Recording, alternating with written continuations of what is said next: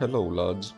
On the previous episode we finally managed to balance the budget, which means that I will no longer have to rely on tariffs to have a positive income.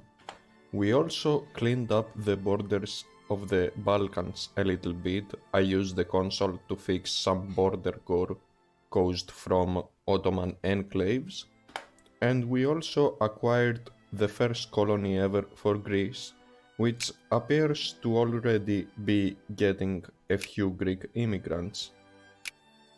So let us continue this campaign and find out what else we can achieve before the game ends. So a Turkish rebellion just popped out, which is pretty normal, nothing unexpected, but I couldn't help but notice this thing.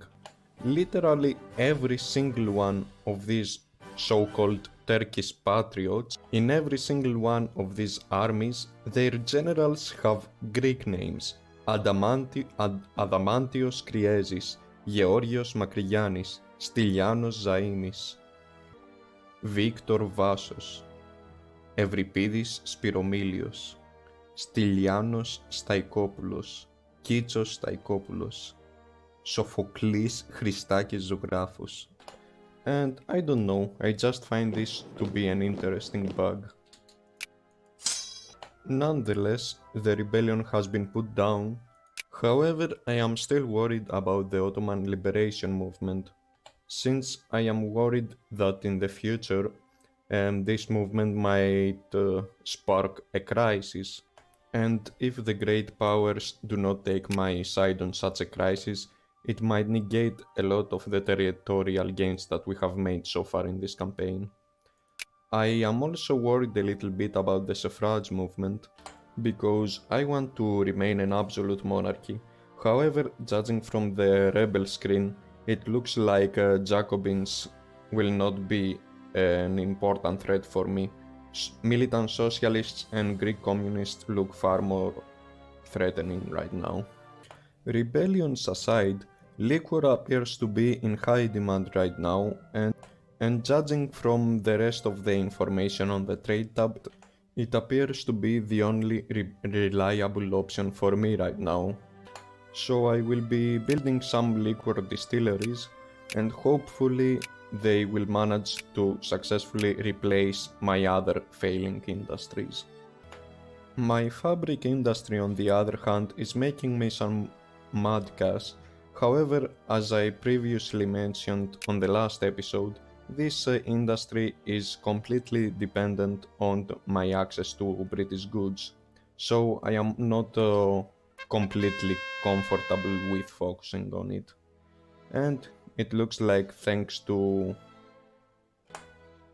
my sphere relationship with the United Kingdom, my alliance with Germany is over, which isn't the end of the world considering of how weak Germany has been so far in this campaign. A little bit of a complaint that I have about this version of HPM is the fact that you can no longer build transport ships on coasts that do not have a port. And I found this decision a little bit arbitrary, considering that the game has been balanced by the developers around the fact that you can build light ships in all coastal provinces, and also the fact that thanks to core game mechanics you are limited to only one port per coastal province. And to be fair, nobody ever asked for this change. So I am not sure where this decision came from and why this is a thing currently. But hey, what do I know? That aside, it looks like I am a very popular target among the great powers as a sphereling, and several great powers are now actively competing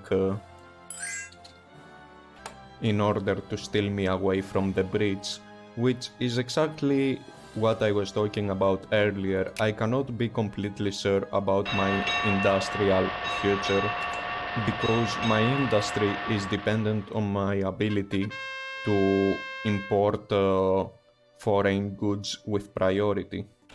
And just as my liquor factories got completed, I checked out the trade tab and look at this. Liquor is suddenly no longer in high demand. And coal on the not coal, I mean cement on the other hand, which was a completely unprofitable choice for me just a few months ago, is currently making me tons of money in central Greece. And I guess that in the end this is just how Victoria works. You can't exactly do much about it. And I could have sworn that my alliance with Germany was broken just a few months earlier thanks to an event, but apparently I am still allied to them and now they want my help against Bavaria. That's pretty weird. I will just accept. What's the worst that could happen? And the war just ended with Bavaria admitting hegemony to North German Federation.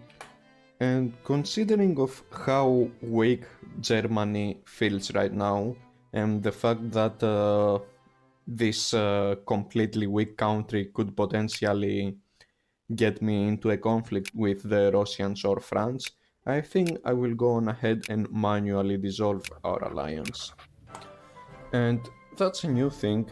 It appears that Grandi has nerfed this event, the intervene eventually meme, so that right now it only kills three types of pops: bureaucrats, intellectuals, and soldiers or officers. It no longer kills pops without discrimination, which I am not sure if I am a big fan of. I always had fun with this event, why go on and change it without reason?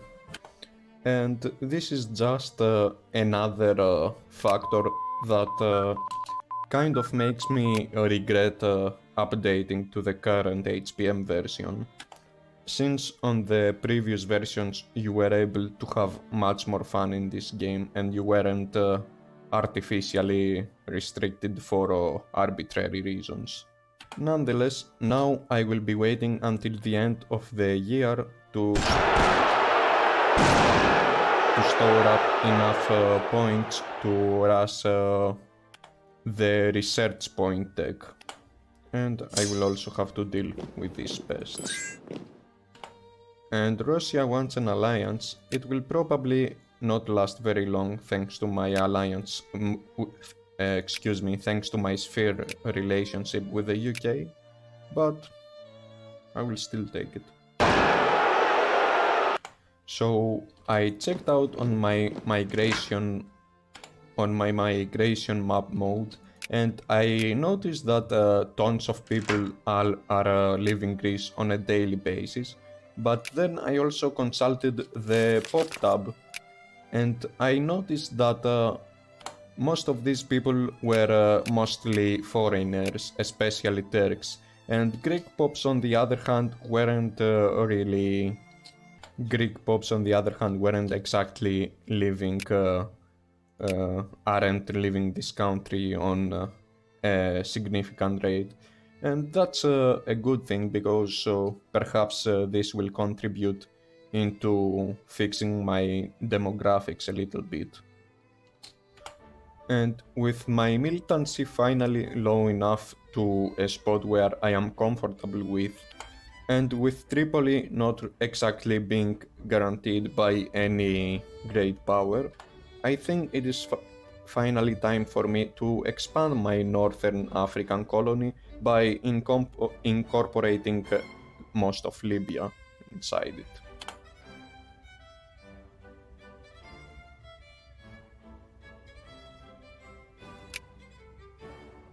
And Tripoli just surrendered, which more or less completes my North African colony.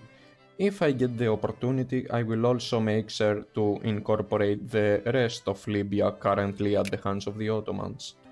And once again, I have another massive Turkish rebellion. And judging from the view of things, it looks like sooner or later I will have to do something. I will have to find a more permanent solution to the Turkish problem. We will see. And once again, all of the Turkish generals have Greek names. And with the rebellion having been more or less dealt with, I think that this will be an appropriate spot for me to end this current episode. You will have to excuse me for uploading a little bit less frequently as of lately, and it's just that I am not always willing to spend many hours on a Victoria 2 campaign, and as you have probably experienced yourselves, the later a campaign goes, the slower and slower things get, and time also passes by very slowly. But nonetheless, thank you for watching, and I will be continuing this campaign, and I will see if I can perhaps find a few more colonies to catch, seeing that the colonial race has already begun, and it looks like the Germans are colonizing Ethiopia. And I also just right now noticed that Germans got Alaska-Lorraine, and how on the earth did this happen? I didn't notice any war between France and Germany, that's pretty weird. Anyways, that's it, thank you for watching, and I hope that you will be looking forward for my next episode. Bye bye.